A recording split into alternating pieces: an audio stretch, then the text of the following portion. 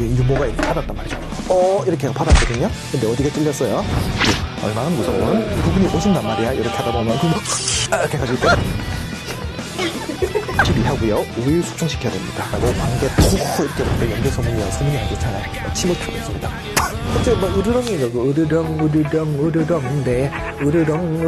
으르렁 패션이 완성돼 보이냐? 복서 저 얼굴이 좀 돼야지 오빠를 좀 쓰잖아요. 아니야? 빠밤 너를 볼 때마다 내게 가슴들 그거는 이제 서태지의 하여가고요. 이렇게 최진사 댁의 딸이 셋 있는데 이거 못 들어봤고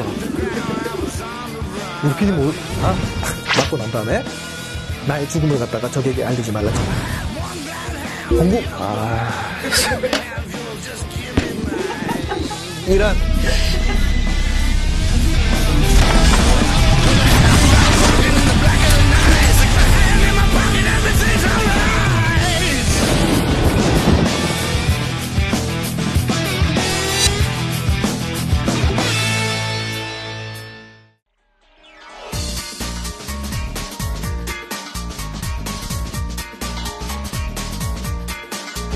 믿고 따라오면 100점의 길로 인도하리라. 아이셀파에서 서역사 가르치고 있는 윤종수 선생님인 거 다들 알고 계시리라. 완전 믿어 심치 않거든요. 반갑습니다. 자, 오늘부터 선생님하고 꼼꼼하게 문제 풀어보는 시간 갖도록 하실 텐데, 자, 선생님이 사용하게 될 문제풀이 교재는 뭐냐면요, 요 교재입니다. 스타트 한국사 능력 검정시험 실전 모의고사라고 나와 있는 요 문제집을 사용을 할 거거든요. 자, 여기에 보시면요, 자, 최근 기출문제 20회하고 21회 최근 기출문제 2회가 여기 수록이 되어 있고, 자, 실전 모의고사가 총 10회가 여기에 수록이 되어 있습니다. 그러니까 여기 나와 있는 문제가 총 몇 문제냐면요, 한 회당 50문제거든요. 자, 그러면 12회, 그러니까 최근 기출 문제 2개랑 실전 모의고사가 10개 있잖아요. 하면은 총 600문제가 된단 말이야. 자, 시험 치기 전에 개념 정리 선생님하고 다 한번 하고요. 여기 있는 600문제 풀어보고요. 시험 100점 안 받을래? 그 시험 100점 안 받는 게 되게 이상한 거란 말이야. 그러니까는 선생님하고 열심히 집중해가지고 문제 풀이까지 마무리 잘 해주시면은 우리 자님들 한국사 능력 검정 시험 꼭 100점 받을 수 있을 거다. 이런 얘기를 선생님이 드리고 싶어요. 자, 선생님이 강의를 어떻게 진행을 할 거냐면, 일단 이렇게 진행을 할 겁니다. 그러니까 최근 기출문제 있잖아요. 20회하고 21회. 요걸 기출문제 분석을 먼저 해드릴 거야. 그러니까 한 회가 50문제이기 때문에 한 강에 담기에는 그 문제 개수가 너무 많습니다. 그래서 선생님이 25문제씩 이렇게 끊어가지고 강의를 갖다가 구성을 해봤거든요. 1번부터 25번까지, 26번부터 50번까지 이렇게 진행이 될 거라고요.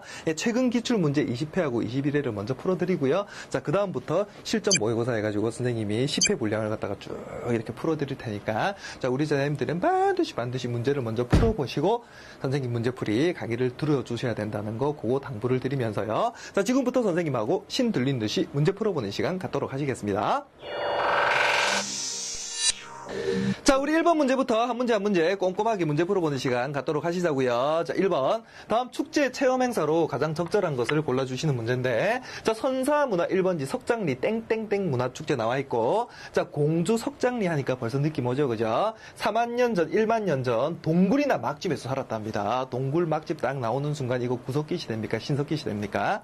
자, 신석기 시대 넘어가면은 신석기 시대 사람들 어디에 살았다고요? 움집을 짓고 살았다. 기억나시죠? 동굴이나 막집 짓고 살았던 거는 구석기 시대입니다. 자, 그래서 자, 살았던 구석기 시대 사람들의 생활을 체험해 보세요. 그래서 다음 축제 체험 행사로 가장 적절한 거 골라주시면 됩니다. 그러니까 구석기 시대 관련한 거 골라주시면 된다고요. 자, 1번 딱 보니까 구석기 시대 무슨 도구 사용했습니까? 뗀석기 사용했죠. 신석기 시대 넘어가면은 간석기 사용했고요. 자, 뗀석기의 대표적인 종류하면은 주목도끼 아닙니까? 정답은 바로 1번이란 말이야. 자, 그래서 정답 1번 이렇게 주시고, 자, 고인돌, 미송리식, 토기, 반달, 돌칼 이런 거 나오려고 하면 무슨 시대 넘어가야 돼요? 청동기 시대 넘어가야 되죠. 자, 그래서 이거 정답 될 수 없고, 철제 농기구 사용해 보기, 이거는 철기 시대 넘어가야 되는 거잖아요. 구석기 시대 관련한 거는 1번밖에 없단 말이죠. 자, 그래서 정답은 우리 1번 이렇게 체크해 주시면 되겠습니다. 이게 2점짜리 문제죠. 그럼 이거 맞추셨으면 2점 맞추신 거란 말이에요, 지금. 자, 2번 문제입니다. 다음 자료에 해당하는 나라를 지도에서 옳게 찾은 것은 1점짜리 문제인데, 자, 일단 먼저 지도를 보시면요. 우리 그 여러 나라에 성장해가지고 공부했던 거 기억나시는지 모르겠네. 자, 여러 나라에 성장해서 가가 뭐였습니까? 무슨 여였어요? 부여. 여기는요? 고구려, 옥저, 동해, 마한, 변한, 진한 합해가지고 뭐라고 부른다고요? 사만 이렇게 불렀죠. 다시 한번 부여, 고구려, 옥조, 동해, 마한, 변한, 진한 세 개 합해서 여기를 사만 이렇게 부른다는 거 기억해 주시면 되겠습니다. 그래서 선생님하고 여러 나라에 성장할 때 이거 공부를 했었다고요.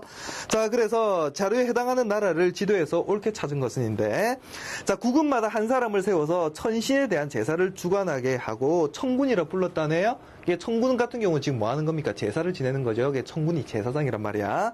자, 또한 나라마다 별읍이 있는데 소도라고 불렀습니다. 청군이 다스리는 지역을 소도 이렇게 불렀던 거 기억나십니까? 자, 이거 다 우리가 청군이라는 단어를 딱 보는 순간 여기 있는 소도라는 단어를 딱 보는 순간 뭐가 머릿속에 싹 지나가야 돼요? 아, 사만 이렇게 해가지고 머릿속에 싹 지나가야 된단 말이야. 자, 큰 나무를 세우고 방울과 북을 매달아 귀신을 섬겼다. 삼국지 위서 동의전에 나와 있는 내용이네요. 그죠? 자, 여기 같은 경우 특징이 뭐라고요? 제사를 지내는 제사장 따로 있었고, 자, 정치적 지배자가 따로 있었단 말이야. 제사장하고 정치적 지배자가 분리가 돼 있었다는 거죠. 재정분리사회. 이렇게 머릿속에 딱 개념을 기억을 하시면 됩니다. 무슨 분리사회라고요? 제사장과 정치라는 정치적 지배자를 군장 이렇게 불렀는데, 자, 제사장하고 군장 정치적 지배자가 분리가 돼 있었다는 거죠. 그래서 재정분리사회다 이런 표현을 쓴다는 거죠. 자, 그래서 요거 보는 순간 우리가 사만이 머릿속에 떠올려 보셨다면, 자, 이 지도에서 사만이 어딘지를 알아야지 문제를 풀 수 있는 거 아니겠습니까? 부여, 고구려, 옥조, 동해 여기를 사만. 그래서 정답 우리 5번 이렇게 체크해 줄 수 있다는 거죠. 자, 그래서 이번의 정답은 5번이었습니다. 자, 그 다음에 3번 문제. 다음 특별전에 전시될 문화유산으로 옳지 않은 것을 골라주시는 건데, 자, 지난해 사로구에서 출발해 천년 역사를 이어간 나라의 유물을 직접 만나보세요. 이렇게 해가지고, 지난해 사로구에서 출발한 게 어떤 나라인데요? 무슨 나라입니까? 고구려 백제 신라 중에. 신라를 지금 얘기하는 거잖아요. 신라 천년왕국을 얘기하는 건데, 자, 나라의 유물을 직접 만나보세요. 신라의 유물을 골라보시면 되는 거란 말이야. 근데 옳지 않은 것을 골라주시는 거야. 자, 그래서 1번부터 보시면요. 금관총 금관, 이건 굉장히 유명한 신라시대 유물 아니겠습니까? 요거 맞고요. 자, 칠지도 나와 있는데, 자, 이거 칠지도 같은 경우는 백제죠, 백제. 백제 근초고왕이 일본왕 외왕에게 하사했던, 선물을 줬던 바로 그 칼이 여기 있는 칠지도란 말이야. 9개의 가지를 가지고 있는 칼이죠. 9개가 아니고 7개 칠지도. 자, 그래서 하나, 둘, 셋, 넷, 다, 일곱 해가지고 이 지도로 갖다가 칠지도 이렇게 부른다고요. 백제 근초고 왕이 외왕에게 선물로 줬던 바로 그 칼이 칠지도라고 볼 수가 있겠습니다. 예, 정답은 2번이고요. 자, 임신석이석, 성덕대왕, 신종, 그 다음에 토우 붙은 항아리 이런 것들은 다 신라시대 유물이라고 볼 수가 있는 거니까요. 정확하게 정답 우리 2번이라고 골라주시면 되겠습니다. 됐니? 이게 문제가 전혀 어렵지 않고요. 자, 그 다음에 4번 갑니다. 다음 다큐멘터리의 제목으로 가장 적절한 거. 자, 봐봐. 우리가 이름만 딱 보면 돼. 선생님이 얘기했잖아. 이름 기억해라고요. 흑치상지. 봐봐. 복신도침, 부여풍, 그 다음에 백강전투에서 대패하는 외원군 이렇게 나와 있거든요. 그래가지고 장면 1, 2, 3, 4 이렇게 나와 있는데 이게 무슨 부흥운동인데요? 백제가 멸망하고 난 다음에 660년에 그 나당 연합군에 의해서 백제가 멸망을 했죠. 그 이후에 백제 부흥운동이 전개가 됐단 말이야. 이게 백제 부흥운동, 흑치상지, 북신도친, 풍 이런 사람 이름이 딱 나오면 바로 백제 부흥운동 요거 연결되면 된다고요. 자, 그래서 제목으로 가장 적절한 거 골라주시는데, 자, 백제 부흥운동 골라주시면 되겠죠. 1번에서 5번까지 쭉 보니까 백제 부흥운동 5번에 있습니다. 자, 백제 부흥운동 쓰러져간 700년 역사의 마지막 투혼 이렇게 나와 있습니다. 그래서 정답은 우리 5번 이렇게 골라주시면 되겠어요. 어려운 거 없고요. 자, 그 다음에 5번 문제인데, 밑줄 그은 불상으로 옳은 것은 이렇게 나와 있습니다. 이게 3점짜리 문제네요. 밑줄 그은 불상. 자, 독수궁 미술관에서 전시 중이던 불상이 도난당했대요. 자, 사라진 불상은, 자, 고구려에서 만들어진 것으로 고구려 불상이다. 자, 연호가 새겨져 있는 점이 특징이랍니다. 그러면은 선생님하고 수업 시간에 다루었던 연호 붙어 있는 거 하나밖에 없었거든요. 고구려 불상 중에. 금동영가 7년명 열애 입상 기억납니까? 금동영가 7년명 열애 입상할 때 연호가 뭐라고요? 이때 연호가 중간에 붙어있는 금동영가란 말이에요. 금동영가. 이게 연호거든요. 자, 금동으로 만들어졌고 영가가 연호고요. 자, 열애가 부처를 열애 이렇게 부르는 거거든요. 서 있는 불상이다. 그래 입상 이렇게 부르는 겁니다. 뭔 말인지 아시겠죠? 좌상이면 앉아있는 상이고 입상이면 서 있는 상이잖아요. 자, 그래서 우리가 쉽게 골라볼 수 있는 게 정답 2번 아니겠습니까? 그죠? 예, 그래서 고구려 금동영가 7년명 열애 입상 요걸 정답으로 골라주시면 되겠습니다. 자, 그래서 그 첫 번째 우리 그 사진 보니까요, 이불병저상 이렇게 나와 있는데, 두 명의 부처가 어떻게 하고 있어요? 나란히 앉아 계시죠. 병저상이니까 두 명의 부처가 똑같이 생긴 분이, 두 분이 이렇게 나란히 앉아 계십니다. 그죠? 이걸 갖다 이불병저상 이렇게 부르는데, 요거는 발해입니다. 발해.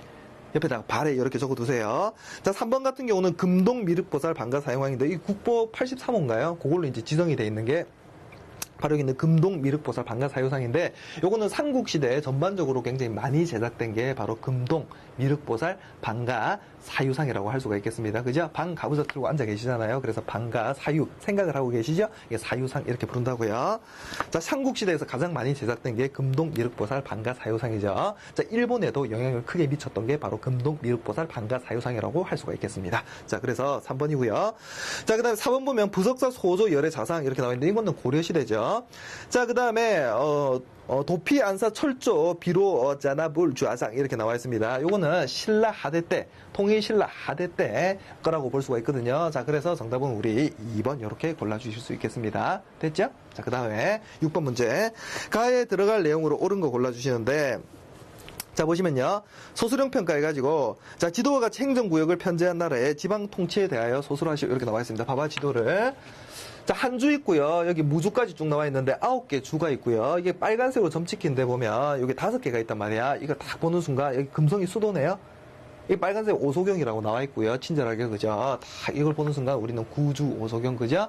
구주 오소경 하면 지방행정구역 구주 오소경. 작은 서울 5개 오소경도 없고요. 전국을 구주로 나눴단 말이야. 그러면 이거는 통일신라 지방행정구역을 구주 오소경으로 나눴다. 이게 기억이 나면 된단 말이야. 그죠? 그래가지고, 금성인 이 경주 금성, 수도 금성이 너무 남동쪽에 치우쳐 있으니까 그걸 보완하기 위해서 자, 곳곳에다가 뭘 뒀다고요? 작은 서울 5개를 뒀다. 그래서 경자가 서울경자, 작은 서울 5개 해가지고 오소경 이렇게 부르는 거란 말이죠.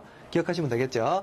자, 그래서 지도와 같이 행정구역 편제한 나라의 지방 통치에 대해 소수하시오 나와 있으니까 요거는 통일신라다. 이걸 잊지 말고 기억을 하시라고요.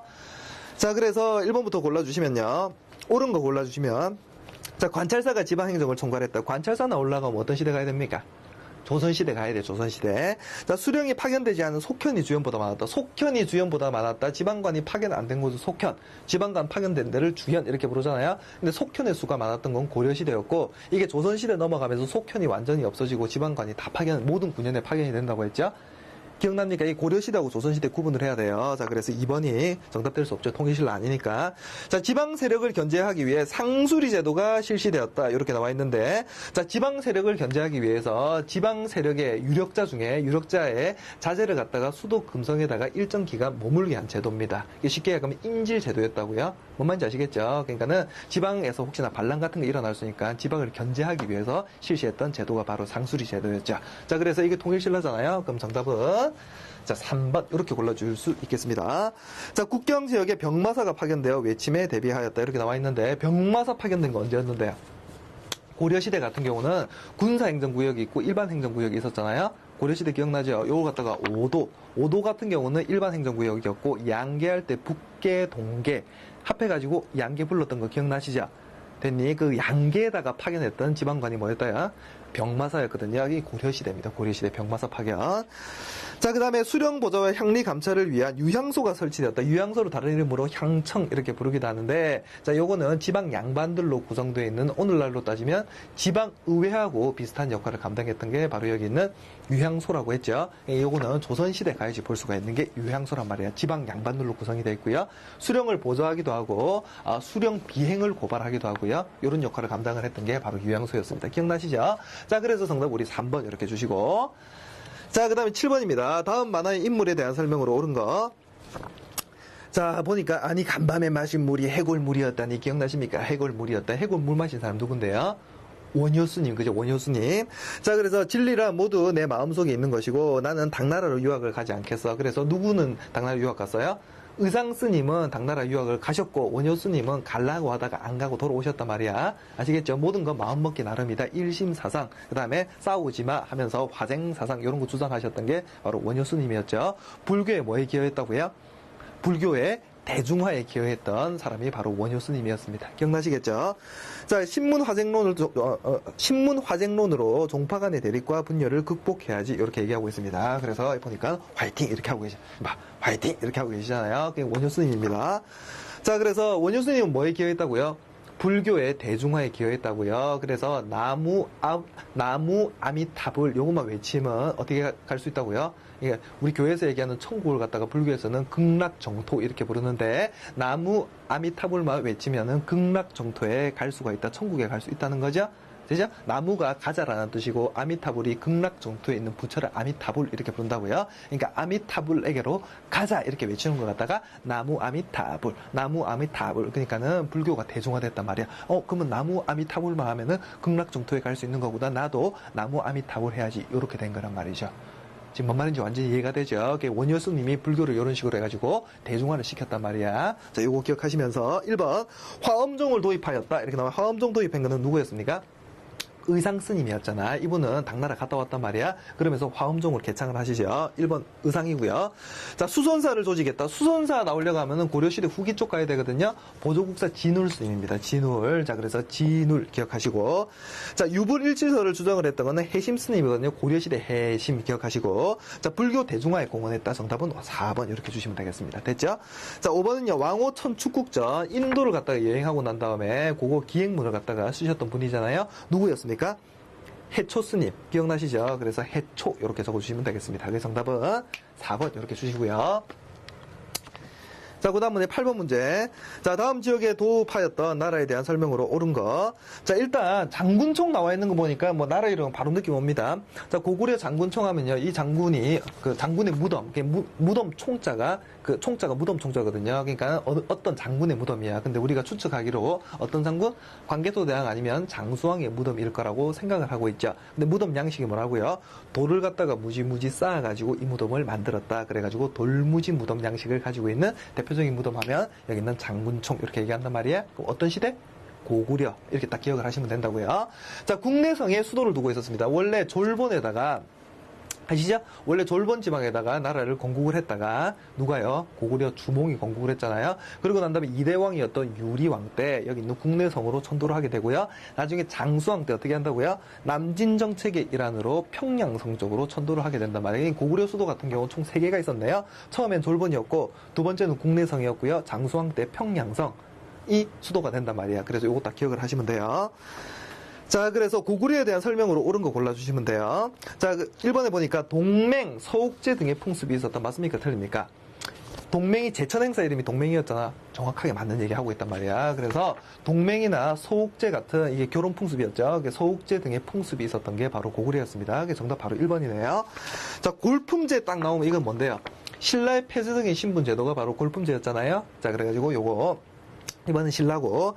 자, 그 다음에 연맹왕국으로 발전하지 못하고 망했고 뭔 말하고 있습니까, 지금? 고구려 같은 경우는 연맹왕국 단계로 발전을 하고, 자, 중앙집권국가까지 발전을 했던 게 바로 고구려였잖아요? 그러니까는 이거 완전 틀린 얘기 하고 있는 거고. 자, 그 다음에 왕 아래 마가, 우가, 구가, 이 사출도라고 부르죠? 사출도, 마가, 우가, 구가, 저가 왕 아래 뒀다. 오부족 연맹국가. 이거 뭐였는데요? 부여. 기억나시죠? 자, 그래서 부여 이렇게 기억을 해두시고 그 게루부, 전로부, 순노부, 소노부, 간노부 했던 거 기억나십니까? 고구려 같은 경우도 오부족 연맹왕국이었는데 연맹체였는데 자, 게루부, 전로부, 소노부, 순노부, 간노부 이렇게 5부족이 있었단 말이야. 그거 뭉쳐가지고 연맹왕국이 형성이 된 거죠. 뭔 말인지 이해가 되시죠? 왕 아래 마가, 우가, 구가, 서가 있는 건 요거는 부여의 오부족 연맹체를 지금 얘기하는 겁니다. 그죠? 자, 그 다음에 또 어디 있니? 5번에 화백회의를 통해 국가의 중대사를 결정했다. 화백회의 같은 경우 신라 그 귀족회의가 이름이 화백회의였죠. 그러면 여기 고구려 귀족회의 같은 경우 이름이 뭐였는데요? 제가회의 기억나시잖아? 백제 같은 경우는 뭐예요? 정사암회의 이렇게 불렀습니다. 여기 신라 같은 경우 화백회의 이렇게 불렀던 거고요. 그래서 이걸 딱 구분해서 기억을 하시면 되겠습니다. 자, 그 다음에 9번 문제. 교사의 질문에 대한 대답으로 옳은 거 이렇게 나와 있습니다. 교사의 질문에 대한 대답으로. 자, 김해 출토 판가본 나오고요. 고령 출토 금동관 이렇게 나와 있다. 이러한 문화유산을 남긴 나라에 대해 설명해 볼까요? 선생님이 이렇게 말씀하고 계시네요. 자, 김해하고 고령 나오는 거 보니까 느낌이 확 옵니다. 가야 국가, 가야 연맹을 얘기하는 거죠. 가야 연맹. 자, 김해 같은 경우 김해 뭐 있었는데요? 자, 전기 가야 연맹을 주도했던 게 김해의 금관가야였고, 자, 후기 가야 연맹을 주도했던 건 여기 고령에 있던 대가야였잖아요. 기억나시죠? 자, 그래서 요거 기억을 하면 돼. 자, 김해에 있는 무슨 가야? 자, 금관가야 요걸 기억을 해주시고, 자, 고령지방에 있던 자, 대가야를 기억을 해주시면 되겠습니다. 뭔 말인지 아시겠죠? 자, 우리가 가야 연맹을 갖다가 이런 식으로 지도를 만약에 그려본다면요, 이쪽에 이제 신라가 있고요, 이쪽은 백제가 있단 말이에요. 백제가 이 중간에 가야가 있다고 친다면 김해가 어디쯤에 있다고요? 자, 김해 위치가 금관가에 있던 게 이쯤이라고 본다면은 대가야에 있던 고령지방은 요 위쪽 지방쯤이라고 볼 수가 있겠습니다. 그러니까 이런 지도를 통해서도 가야연맹 관련한 문제가 충분히 나올 수 있다는 거죠. 뭔 말인지 아시겠죠? 자, 그래서 우리가 이제 정답을 골라주시면요. 자, 그래서 교사의 질문에 대한 대답으로, 그러니까 가야에 대한 그 대답으로 옳은 거 골라주시면 되는 거야. 가야. 자, 1번입니다. 국학을 설립하였어요. 이렇게 나와 있네요. 자, 국학을 설립을 했던 거는 어느 왕 때였습니까? 신라의 신문왕이라고 기억나십니까? 국학 설립했던 게 신문왕 때잖아요. 요거는 신문왕 얘기하는 거고. 자, 22담로를 지방에 설치하였어요. 요거는 백제 무령왕 때 22담로라는 얘기가 나왔잖아요. 기억나시죠? 지금 기억이 새록새록해야 돼요. 스님하고 공부했던 거. 자, 수도를 웅진에서 사비성으로 옮겼네요. 화이팅을 외치면서 다시 한번 우리가 백제를 갖다가 중흥시켜보자. 다시 한번 일으켜보자. 이렇게 각오하면서 옮기셨단 말이야. 사비성 천도. 누굽니까? 성왕. 성왕. 자, 그 다음에 철을 낙랑과 외등에 수출하였어. 이렇게 나와 있습니다. 가야 같은 경우는 철의 나라 가야 아닙니까? 그죠? 철이 굉장히 풍부한 철을 생산할 수 있는 나라가 바로 가야였단 말이야. 자, 그래서 철의 나라 가야 이런 별명을 가지고 있다고요. 이게 철을 낙랑과 외등에 수출하기도 했습니다. 자, 그래서 정답은 4번이고요. 자, 화랑도를 국가적인 조직으로 정비했던 건 누구였습니까? 화랑도가 원래 청소년 수련단체였는데 이걸 국가적인 조직으로 개편을 했던 건 바로 신라의 진흥왕이었죠. 진흥왕. 자, 그래서 정답은 4번 이렇게 가는 거란 말이죠. 자, 그 다음에 10번 문제입니다. 자, 가야에 들어간 인물이 활동한 시기를 연표해서 옳게 고른 거. 자, 상주 호족 아작의 아들로 태어났다. 느낌 오고요. 자, 나라를 세우고 완산주에 도읍을 정했다. 지금의 전주인데 완산주에 도읍을 정했다. 이걸 딱 보는 순간 우리는 머릿속에 혼 이렇게 지나갑니다. 성은 뭐? 견 이렇게 되겠습니다. 이게 견혼이라는 인물이 어떤 나라 공국했어요? 후백제라는 나라를 900년에 건국했죠. 궁예는 후고구려를 건국한 거고요. 헷갈리면 안 되죠. 자, 궁예는 후고구려를 건국을 한 사람이고, 자, 견혼. 여기서 얘기하는 지금 견혼이라는 인물은 후백제를 건국한 인물입니다. 그죠? 요걸 헷갈리면 안 돼요. 그래가지고 이 시대를 갖다 뭐라고 불러요? 신라 있잖아요. 신라 있고, 그래가지고 이거 묶어가지고 후삼국 시대다. 이렇게 부르는 거죠. 됐니? 자, 후삼국 시대. 자, 연표에서 옳게 고른 것을 골라보시는데, 마지막 안 읽었네. 왕위 계승에 불만을 품은 장남 신검입니다. 그죠? 신검에 의해 금산사라는 절에 갇히기도 했던 게 바로 견훤이었습니다. 됐니? 이 신검의 후백제를 갖다가 누가 격파하는데요? 고려 왕건. 왕건 기억나시죠? 왕건이 신검의 후백제를 격파하고 난 다음에 후삼국을 통일을 하게 됩니다. 그죠? 936년에. 자, 옳게 고른 거 골라주시면요. 언제 스님이 건국했다고요? 900년이라고 말씀드렸잖아. 그러면은 900년이면 822, 936이니까요. 936년에 스님이 고려가 후삼국을 통일한다고 했죠. 신라 마지막 왕이었던 경순왕이 935년에 투항을 한단 말이야. 신라를 갖다가 고려 쪽에다 이렇게 넘겨줍니다. 그러니까는 그냥 왕건께서 신라는 다스리세요. 이렇게 해가지고 투항을 해가지고 신라를 넘겨준 게 935년. 자, 936년에 신검의 후백제를 그 태조 왕건이 격파를 합니다. 그리고 난 다음에 고려가 후삼국을 통일을 하게 된다고요. 이게 936년. 이게 선생님이 연도 중요하다면서 여러 번 강조해가지고 말씀드렸잖아. 자, 그래서 정답은 5번 이렇게 가시면 된단 말이죠. 고려가 언제 건국이 됐는데요? 918년. 고려가 건국된 해는 바로 918년. 이때 누가 멸망했는데요? 후고구려. 궁예 후고구려가 멸망한 게 바로 918년이란 말이야. 이런 거 연도를 좀 기억을 하시면요. 자, 선생님이 그래서 중요한 연도 암기하면 이럴 때 딱 쓰이잖아. 다 쓰인단 말이야. 중요한 연도 선생님이 딱 몇 개 찍어드린 거, 그거는 잊지 말고 기억을 하시라고 다시 한번 당부를 드리고 싶네요. 자, 그 다음에 11번 문제입니다. 자, 밑줄은 왕의 제2기간에 있었던 일로 옳은 것을 보기에서 고른 거. 자, 왕이 백관을 불러 금나라를 섬기는 문제에 대한 가부를 의논했는데 모두 섬길 수 없다고 하였다. 그런데 이자겸 나왔네요. 이자겸이 나올라가면 이 임금이 누군데요? 인종 때 있었던 게 이자겸의 난하고 묘청의 난이 있었잖아요. 묘청의 서경천도운동. 그게 있었단 말이야. 자, 그래서 금나라가 날로 강해질 뿐 아니라 이자겸이 했던 얘기입니다. 이자겸의 오른팔이 여기 있는 척춘경이었거든요. 얘하고 같이 짝짝꿍 해가지고 이자겸의 난을 일으킨단 말이야. 이자겸의 난. 자, 둘만이 말하기를 금나라가 날로 강해질 뿐 아니라 우리 국경과 인접해 있어 섬기지 않을 수 없습니다. 또 작은 나라가 큰 나라를 섬기는 것은 옛날 제왕이 취한 도리니 마땅히 사신을 먼저 보내 방문해야 합니다라고 하니 그대로 따랐다 이렇게 얘기하고 있습니다. 인종임금님이 그대로 따랐단 말이야. 이때는 이장염이 완전히 고려에서 왔다 뽕이었단 말이야. 아시겠죠? 왕권을 누를 정도로 굉장히 잘 나가던 문벌 귀족 가문이었단 말이야. 무슨 귀족? 그렇죠. 문벌 귀족 가문. 경원이씨 문벌 귀족 가문이었다. 요거 기억하시면 되겠습니다. 됐죠? 그러니까 금나라가 사대관계를 요구했을 때 이장염이 어떻게 했다고요? 그걸 갖다가 그대로 수용을 했다고요. 원래 고려는요, 고구려하고 이름이 거의 비슷하게 생겼죠. 고려라는 국호 자체가 벌써 고구려 계승의식을 가지고 있다고 했잖아요. 그래서 고구려의 옛 땅을 회복하기 위해서 고려 초부터 해가지고 계속해서 북진 정책을 펴고 있었단 말이야. 북쪽으로 진격해가지고 고구려의 옛 영토를 회복하려고. 근데 여기 있는 이장염이 사대관계를 수용을 했잖아요. 자, 그래서 북진 정책이 뭐가 됐다고요? 좌절되고 중단되었다. 이런 표현이 나온단 말이에요, 여기서. 뭔 말인지 아시겠죠? 자, 그래서 보기에서 고른 거 골라주시면요. 보기에서 고른 거. 자, 수도를 강화도로 옮겼다 이렇게 나오는데, 수도 강화도로 천도한 건 언제입니까? 수도가 원래 고려의 수도가 개경이었잖아요. 자, 개경에 있던 수도를 일시적으로 강화도로 옮기게 됩니다. 누구 침입받아가지고요? 몽골 침입 이렇게 받았잖아요. 몽골 1차 침입 딱 받았을 때 개경에 있던 수도를 갖다가 강화도로 천도했다. 몽골 1차 침입 받았을 때 이때 지배자가 누구였다고? 집권자가 최씨 정권 중에서도 두 번째 최씨 정권이었던 최충원의 아들이었던 최우였거든요. 이게 최우 때 강화도로 천도를 했단 말이야. 뭔 말인지 아시겠죠? 그래서 기억은 일단 정답이 될 수가 없어요. 자, 그 다음에 일단 무신 직공기니까 정답이 될, 지금은 문벌 귀족 직공기란 말이 이자경 같은 경우는 그러니까 정답이 될 수가 없죠. 요거는 뒤에 일어나는 사건이니까. 자, 노비안건법을 시행했다. 노비안건법은 누가 시행을 한 겁니까? 4대, 그러니까 그 고려의 네 번째 임금이었던 광종. 기억나시죠? 그 광종이 실시했던 게 바로 노비안건법이었습니다. 노비를 양인으로 해방시켜주는 정책.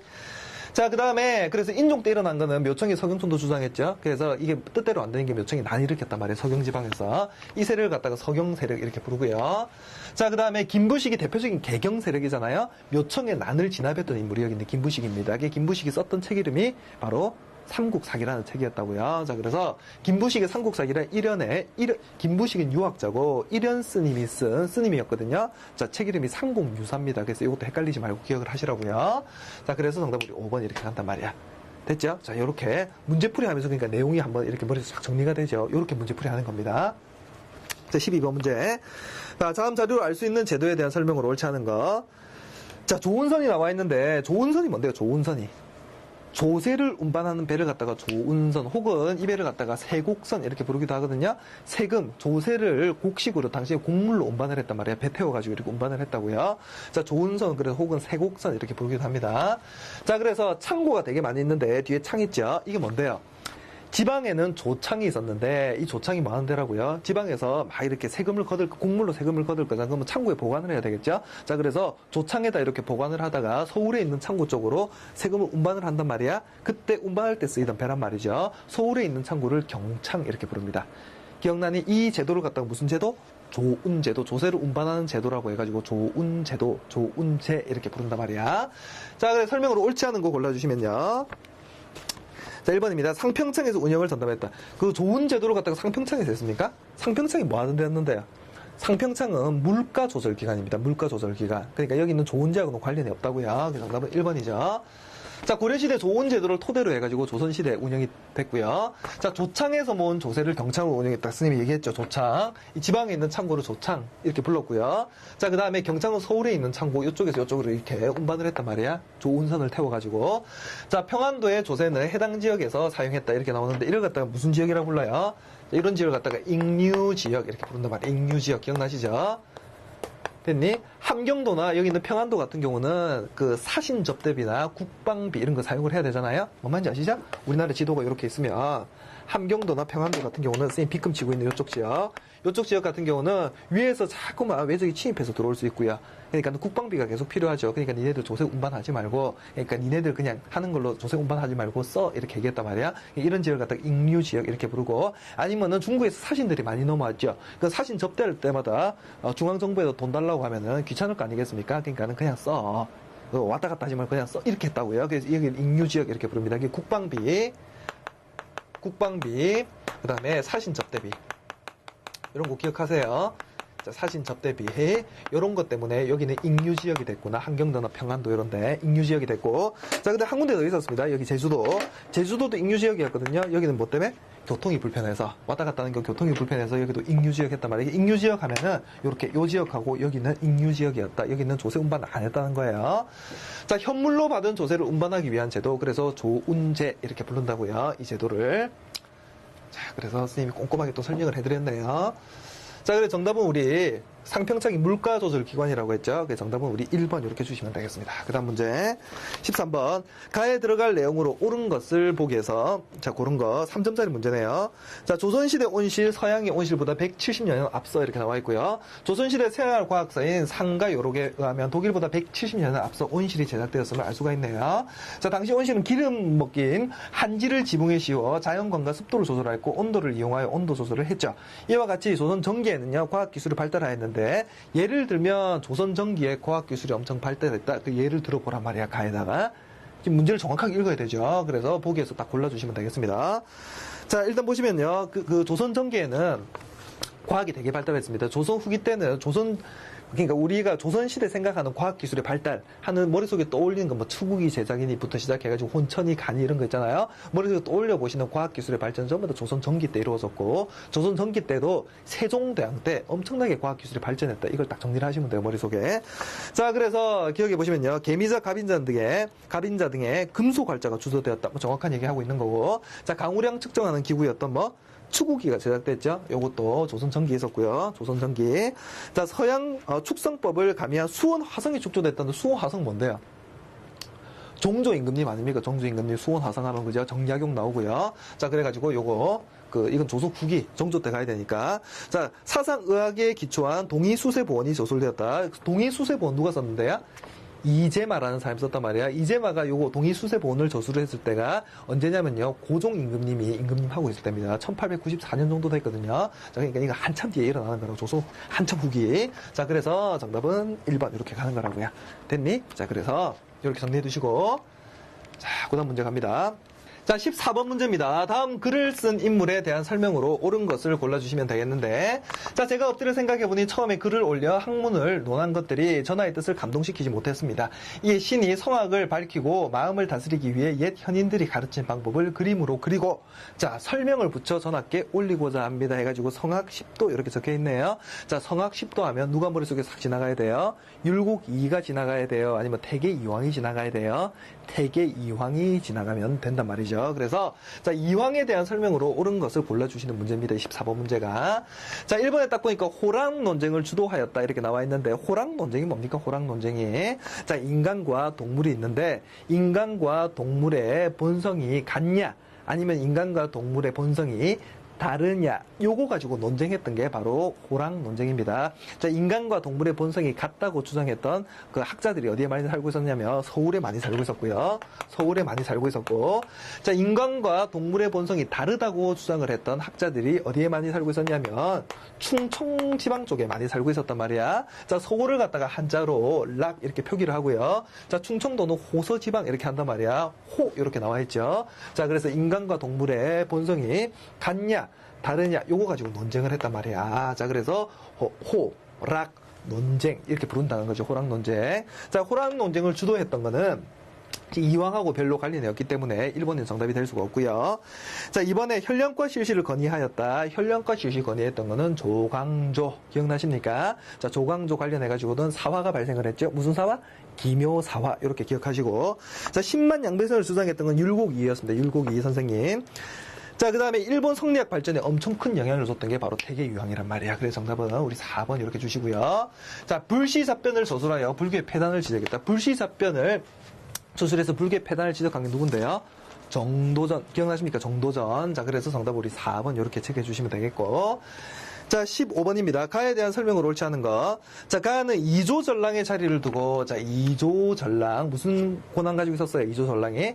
3사 인사권, 3사, 그 사헌부 사관원 홍문관을 인사할 수 있는 인사 권한을 갖다가 이조전랑이 가지고 있다고 했죠. 3사 인사권하고 후임자 추천권 가지고 있는 게 바로 여기 있는 이조전랑이라는 자리였습니다. 자, 그래서 이조전랑 자리를 두고 뭐가 발생을 했다고요? 붕당이 발생을 하게 되잖아요. 지금 붕당 얘기하는 거예요. 이조전랑의 자리를 두고 김효원과 심의겸이 대립하면서 나타났지. 바로 붕당을 얘기하는 거고. 자, 맞아. 처음에는 동인과 서인으로 나눠졌다. 최초의 붕당의 이름이 뭐였다고요? 동인하고 서인 이렇게 나눠져 있었고 동인 내부에서 분열이 일어나면서 붕당이 또 형성이 되죠. 여기서 나온 게 북인하고 남인이었고요. 자, 서인 안에서 또 나눠집니다. 나눠진 게 바로 노론하고 소론이었다. 요거 기억하시면 되겠다고요. 자, 그래서 그 후로는요, 여기 나와 있네요. 동인은 북인과 남인, 서인은 노론과 소론으로 분화되어서 나와 있습니다. 붕당 정치고 옳지 않은 거.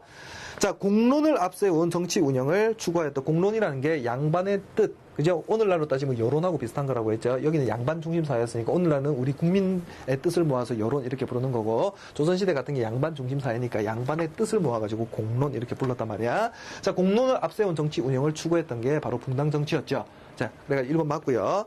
자, 그 다음에 신진사대부가 등장하는 계기가 되었다. 이렇게 나와 있는데, 자, 붕당으로 신진사대부가 등장을 했습니까? 신진사대부가 본격적으로 중앙정계 쪽으로 막 진출을 했던 거는 바로 공민왕이 고려 말에 개혁 정치할 때 있잖아요. 그때 등장을 이제 본격적으로 중앙정계로 진출을 한 거거든요. 자, 그래서 여기는 붕당 정치하고 여기 있는 신진사대부 등장하는 계기가 된 거라는 전혀 관련이 없죠. 자, 그래서 정답은 자, 2번 이렇게 체크해 주시면 되겠습니다. 자, 상호 비판과 견제를 기본 원리로 했습니다. 그러니까 상호 비판과 견제를 기본 원리로 하고 있는 게 붕당 정치였고, 자, 황국 이후에 황국이라는 건 경신왕국, 기사왕국, 갑술왕국 공부했던 거 기억나십니까? 어느 왕 때였습니까? 숙종 때, 그죠? 숙종 때. 그래서 황국 이후에 국면이 휙휙휙 이렇게 전환되는 거, 막 붕당을 갖다가 왕이 어떻게 한다고요? 막 이렇게 확 이렇게 교체시키는 것 같다고 황국 이렇게 공부했잖아요. 그러니까 황국 이후에 일당 전제화 추세가 나타났다. 그러면서 붕당 정치가 어떻게 된다고요? 이 전까지만 해도 붕당 정치가 상대당의 존재도 인정하고 비판도 인정하고 굉장히 초기의 붕당 정치 같은 경우는 아름다운 붕당 정치였다고요. 자, 근데 예송 있고요. 여기 있는 황국 있고요. 예송하고 황국 이런 거 지나면서 어떻게 된다고? 붕당 정치가 변질되기 시작하면서 일당 전제화되기 시작하면서 상대당의 존재를 인정하지 않고요. 비판도 인정하지 않고요. 이게 붕당 정치가 변질된다. 이런 표현을 썼다고. 됐고요. 그래, 학문적 경향과 정치적 이면에 따라 분화되었다. 이렇게 나와 있습니다. 동인, 서인, 남인, 북인 나눠지고 노론, 소론 하는 거 보면요. 정치적 이념에 따라 분화되기도 했지만 이 조선사회 특징상 학문적 경향에 따라서 분파되기도 했다고요. 붕당이. 요거 딱 기억하시면 되겠죠. 자, 그래서 정답은 우리 2번 이렇게 체크해 주시면 된다고. 자, 16번입니다. 자, 교사의 질문에 대한 답변으로 옳은 것을 보기에서 고른 거. 자, 이 작품은 원나라 라마교 불상의 영향을 받아 제작된 금동 관음보살 좌상입니다. 자, 이외에 원나라 문화의 영향을 받은 고려시대의 문화유산으로는 무엇이 있을까요? 이렇게 얘기하고 있는데, 자, 여기서 두 개를 딱 골라주시면 되겠는데, 자, 원나라의 영향을 받은 게 뭐 있습니까? 여기 있는 천산 대렵도, 자, 그 다음에 경천 사지 10층 석탑. 기억나십니까? 그래서 기억하고 디귿 이렇게 두 개를 딱 골라주시면요. 정답은 우리가 2번 이렇게 체크할 수 있다고요. 자, 그래서 우리가 16번의 정답은 우리가 2번 이렇게 체크해 주시고, 자, 17번입니다. 가에 대한 설명으로 옳은 거. 자, 조선시대 중앙정치 조직이 이렇게 나와 있고요. 자, 해당 기구에 보니까 최고관직이 영의정이네요. 영의정이 뭐겠습니까? 삼정승 합의기구가 여기 들어가야 되겠죠? 뭔데요? 영의정, 좌의정, 우리 삼정승 합의기구는 의정부. 그래서 여기는 의정부 들어가면 돼요. 자, 6조고요. 6조는 이호, 예병, 형공. 됐니? 자, 그래서 최고관직은 판서 이렇게 불렀습니다. 이게 2조판. 2조 판서. 그래서 줄여가지고 2판, 형판, 공판 이렇게 불렀다고요. 그러니까 지금으로 따지면은 장관 정도 된다고 보시면 되겠습니다. 자, 승정원 같은 경우는 비서기관이었는데 비서기관의 비서실장을 갖다가 도승지 이렇게 불렀다고요. 도승지. 한성부는 판윤 이렇게 불렀고요.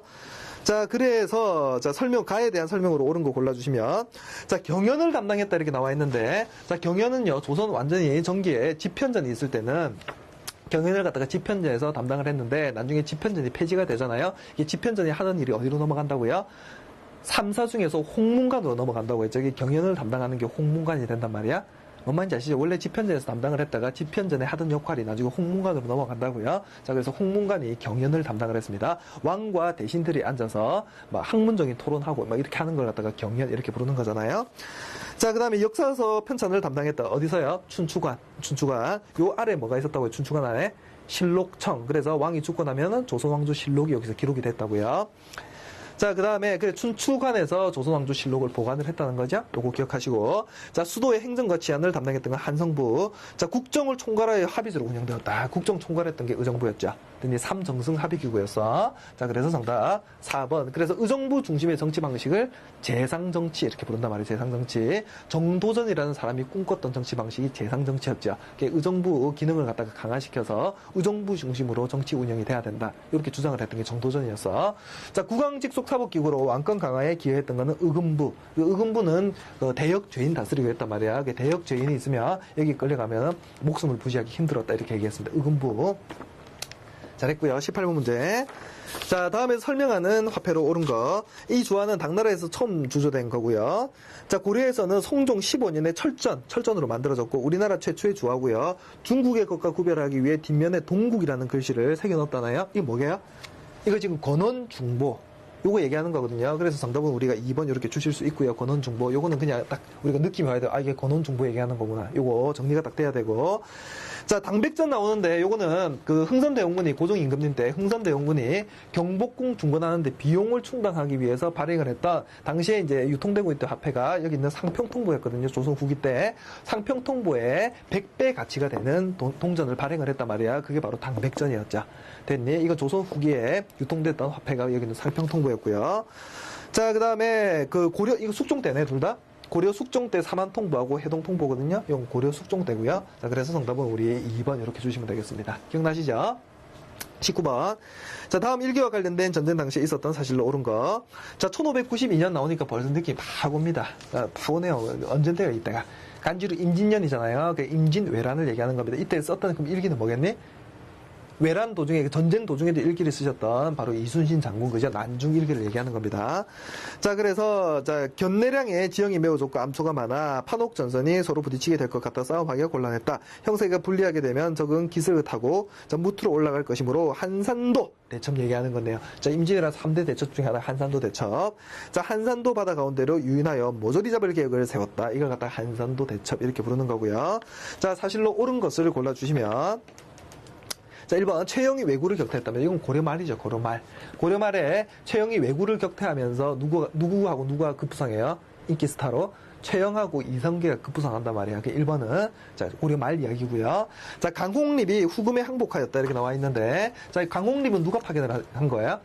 1만 3천 군사를 이끌고 갔단 말이에요. 후금하고 명나라하고 전쟁을 하고 있을 때 거기에 투입이 됐는데 보낸 사람이 바로 강해군이었죠. 강해군이 보내면서 강홍립 불러가지고 뭐 했다고요? 정세를 보아가지고 지혜롭게 대처를 해라고 했단 말이야. 정세를 딱 가가지고 보니까 누가 싸움을 더 잘해요? 후금이 훨씬 잘하죠. 뭔 말인지 아시겠죠? 딱 가자마자 명나라 지원군으로 갔는데 후금이 싸움을 더 잘하니까 정세를 보아서 대처를 해라고 했잖아요. 정세를 보니까 후금이 싸움을 잘하는 것 같아. 강홍님이 후금에 항복 이렇게 했단 말이에요. 투항을 했다는 거죠. 뭔 말인지 아시겠습니까? 요거 기억하시고. 자, 그래서 요거는 광해군의 무슨 외교? 중립외교 정책할 때 후금과 명나라 사이에서 실리적인 중립외교 정책을 할 때 그때 이제 강홍립이 후금에 항복하는 사건이 있었단 말이야. 자, 그 다음에 3번 곽재우가 의병장으로 활약했다. 맞죠? 곽재우가 의병장. 자, 되겠습니다. 그래서, 자, 곽재우 의병장으로 활약했다. 요거 하면은 임진왜란 당연히 기억이 나실 거고. 자, 이종무가 스시마섬을 정벌했다. 스시마섬 같은 경우는 외구의 근거지였잖아요. 자, 그래서 조선시대 어느 임금 때? 세종 임금님이 세종대왕께서 자, 이종무 시켜가지고 스시마섬을 정벌하도록 했단 말이에요. 대마도.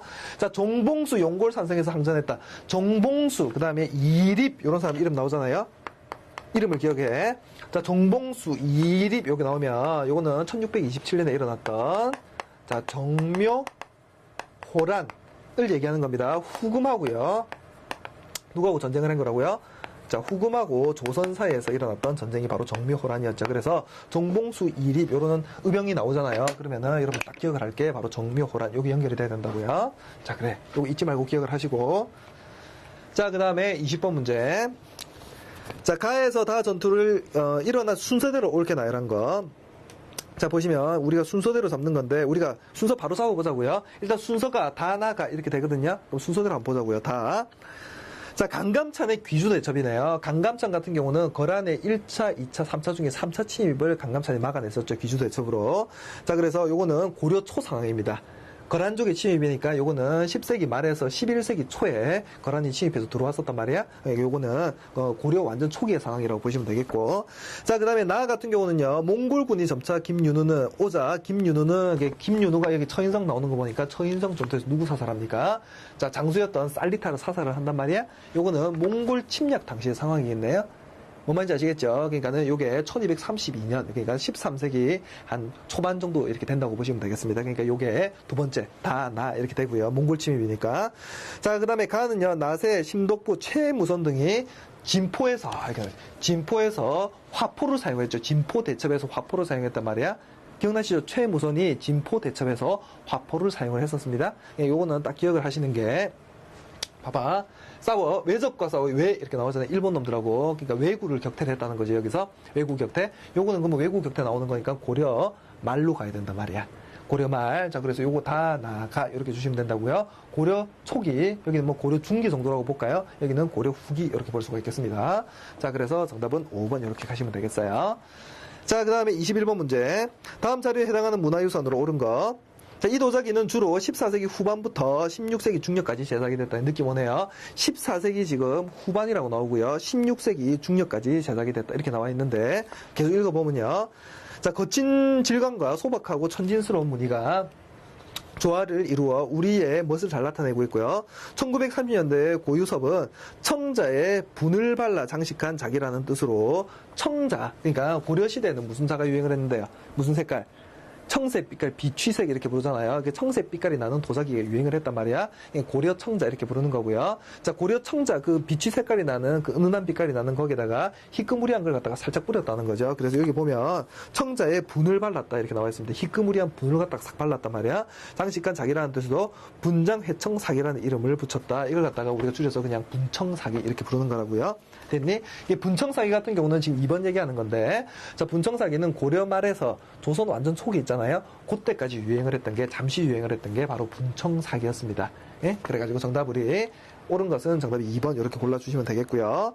자, 1번에 보고 있는 게 조선시대가 이제 16세기 이후 딱 되면요. 조선시대 하면 대표적인 게 백자, 고려하면 청자, 조선시대 하면 백자잖아요. 그러니까는 이게 조선시대에 가장 유행을 했던 백자라고 보시면 되겠습니다. 그죠? 예.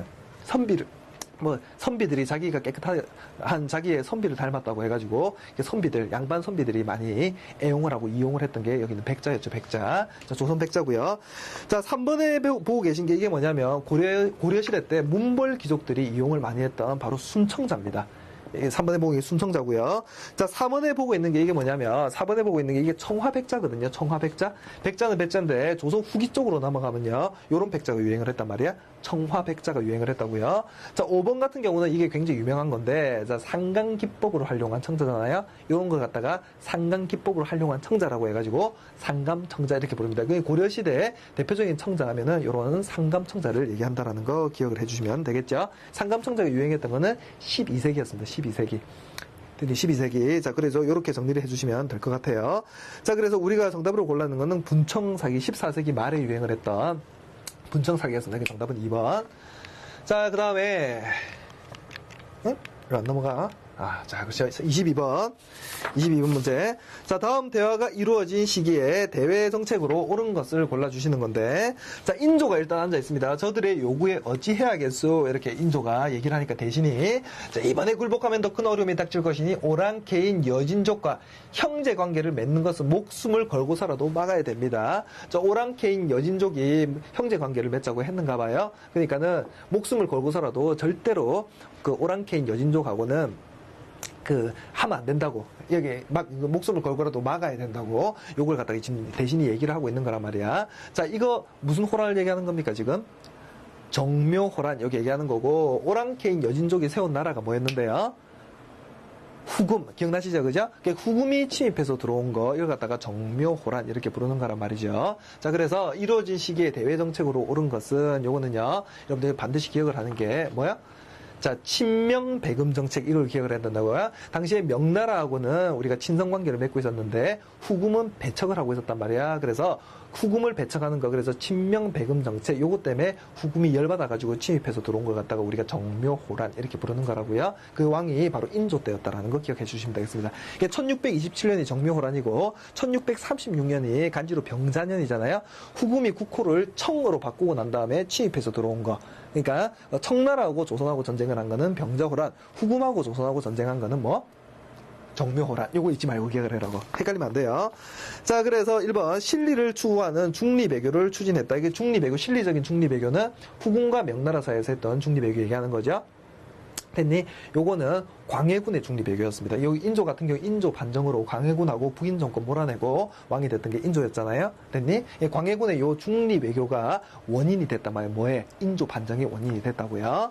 자, 그래서 1번 틀렸고, 자, 수신사를 파견하여 선진문물을 시찰했다. 수신사 파견 여기서 왜 나오니? 수신사는 언제 파견했는데요?